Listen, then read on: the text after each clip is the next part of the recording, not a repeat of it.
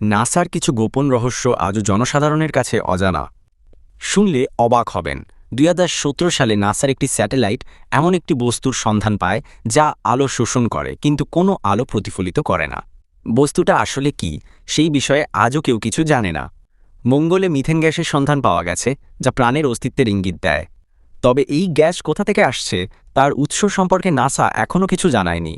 যদিও সরকারিভাবে অ্যাপোলো ১৭কে শেষ মিশন হিসেবে ধরা হয়, তবুও শোনা যায় অ্যাপোলো বস নামে আরও একটি গোপন মিশন ছিল, যা চাঁদের অন্ধকারাচ্ছন্ন অংশে চালানো হয়েছিল।